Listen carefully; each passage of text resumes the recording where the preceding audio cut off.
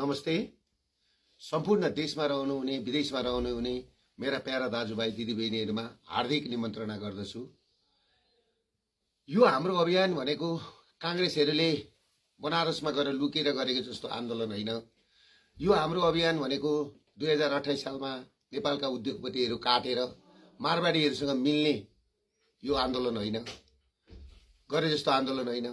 यो आन्दोलन भनेको हाम्रो 2052 सालमा जनयुद्ध सुरु गर्दाखेरि भारतको नोएडामा बसेर गरिब सर्वहारा वर्ग र भोइ मान्छेको आवाज उठाएर विभिन्न जात जातिका मान्छेहरूलाई चाहिँ नि जातका नाममा राज्य दिन्छु, जातका नाममा उचालेर चाहिँ नि मान्छे मराको अभियान होइन, नोएडामा बसेर कपाल टल्काएर गरेको अभियान होइन।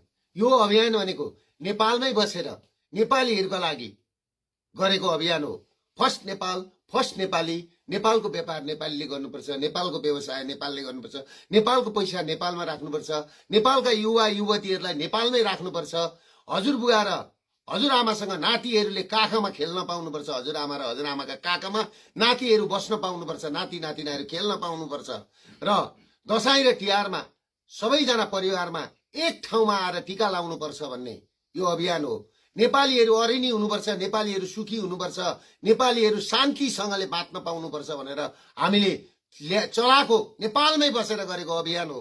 मैले सुन्दैछु अहिले तीन दलका नेताहरू बसेर दुर्गा प्रसाईलाई थुन्ने, राजालाई नजरबन्द गर्ने भनेर चाहिँ भन्दै गरेको मैले सुन्दैछु। उहाँहरूलाई म च्यालेन्ज दिन्छु, 24 घण्टा भित्रमा राजालाई पनि नजरबन्द गर्नुहोस्, पक्रिनुहोस्, मलाई पनि थुन्नुहोस्।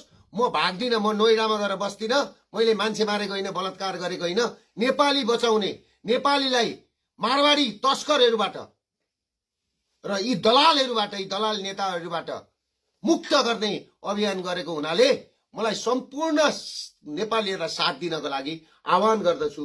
नमस्ते।